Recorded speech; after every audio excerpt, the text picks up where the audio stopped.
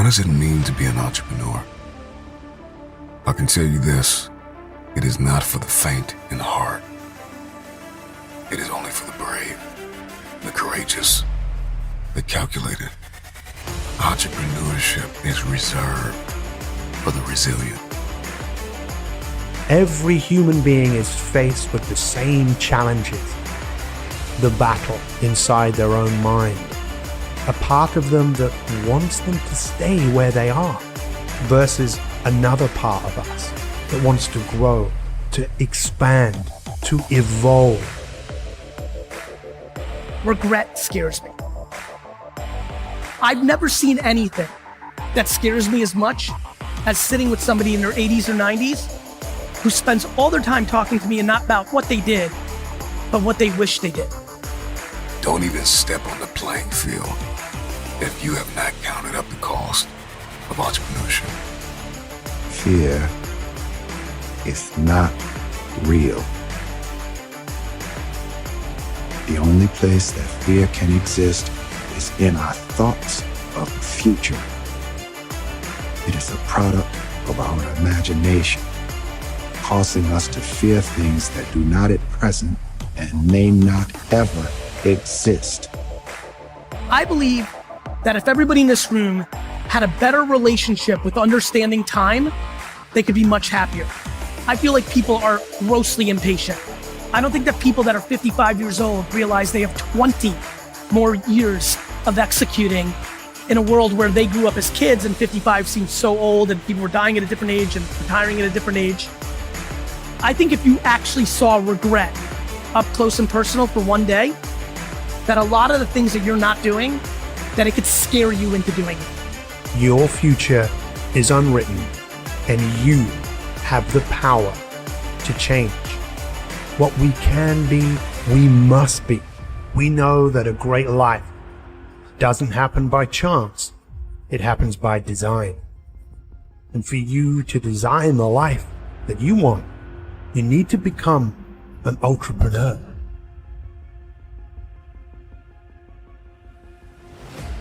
But what is an entrepreneur? So there are two sides to the coin of entrepreneurship. There's heads and there's tails. And most people fail to see tails. They see heads, the face of it. They live on the surface, the lights, the cameras, the action, the time freedom, the yachts, the fun, the fame. But they don't see the blood. They never see the blood, the sweat, the tears. They never see the grit. They never see the grit. They never see the crime. They don't see the sacrifices that are made behind the scenes. Anybody that is willing to make the sacrifices, pay the price, and get the job done and finish what they started, those are the ones who will succeed. Entrepreneurs have a greater capacity for uncertainty. They stay up late, they work longer, they are more focused. If you're going to be an entrepreneur, you're going to need to lead. A lot of you want the future, but you are not willing to pay the price that is required to purchase it. The world does not need just another entrepreneur. The world needs a disruptive entrepreneur. And see, a disruptive entrepreneur is somebody that comes along with an idea that challenges and changes the status quo. An entrepreneur's drug is self-discipline, an obsession with progress and evolution. A disruptive entrepreneur is addicted to success. They are addicted to performing under pressure. They are addicted to results. The disruptive entrepreneur knows one simple fact, and that is this: I will make it, maybe not immediately, but absolutely and definitely. Don't tell me you want to step into a room and dominate if you don't have passion. Don't tell me that you want to be a disruptive entrepreneur and you want to step into a room with a new idea and challenge and change the status quo and you don't have passion. An entrepreneur daily deepens their desire to understand the arena they have chosen to step into. The world needs more creative, resilient, passionate, committed, focused, disruptive entrepreneurs. The last thing we need is somebody to come along with another good idea, but they don't have the passion, the perseverance, and the grit to get the job done. We don't need another person that's going to start something and quit in 6 months. You are going to have to manage your time, allowing sufficient time to devote yourself to a specific area, to use it for deliberate practice. The journey towards any valuable goal takes more practice than we think. You are going to need to reprogram and rewrite the code of your habitual nature, and you are going to have to tear down negative paradigms and build new ones. A disruptive entrepreneur is calculated. A disruptive entrepreneur is somebody who knows who they are no matter what.